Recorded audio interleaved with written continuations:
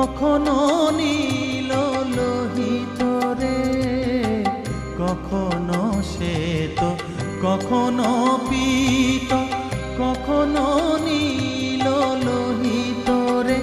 মায়ের সে ভাব কেমনে বুঝিতে না পারি, সে ভাব কেমনে বুঝিতে না পারি।